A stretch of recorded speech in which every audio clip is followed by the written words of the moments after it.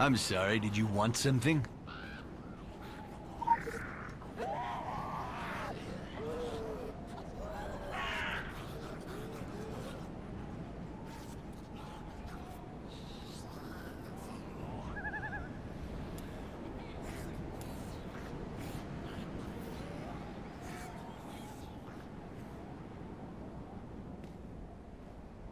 Finally. Are you with Grayson Security? I've been trying to get a hold... No. You wouldn't happen to have a helicopter, would you? Of course not. This is private property, but I won't belabor the fact. I'm not particularly attached to it. Who in their right mind would want an abandoned amusement park on a godforsaken island in the Atlantic? Aside from Nathaniel Winter, of course. Yeah, that Nathaniel Winter. Millionaire. Mogul. Also, as it turns out, theme park tycoon. Nathaniel brought me up here during construction. And even then, there were accidents. Workers falling to their deaths. Equipment malfunctioning as soon as it was turned on. Strange whispers at night, according to the crew, coming from the rides themselves. But he was a stubborn son of a bitch, my father. The park opened against all odds right on schedule. Whole island showed up for the ribbon cutting. But the accidents continued. A roller coaster derailed, killing a family of 3. A 10-year-old kid was found, dismembered, behind the cotton candy stand. An employee in a chipmunk costume went berserk, stabbing 2 teenagers in the eye. By 1980, Nathaniel was forced to shut it all down. There were investigations. It was all over the papers. So we closed up shop. Stayed behind while my mother and I went back to Boston. Never saw the son of a bitch again. I remember Nathaniel telling me once, after the bumper cars crushed one of the engineers, that this was all par for the course. Great deeds require great sacrifice, he said. Next time I saw my father, he was in a casket. He outlived everyone and left me nothing of his fortune. Except... I don't want his money. And I didn't ask for the park, neither. All I want is answers. You can say a lot about Nathaniel Winter, but he never made a bad investment or a rash decision. So why in God's name did he build this park? I've heard them. At night. The rides? They do whisper.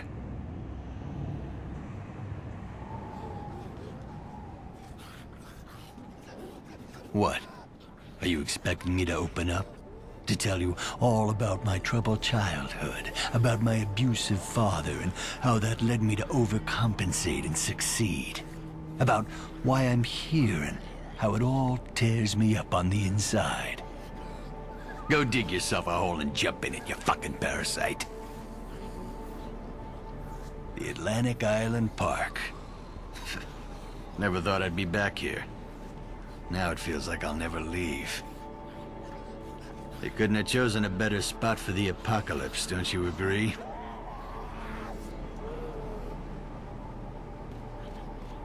Close the gate on your way out.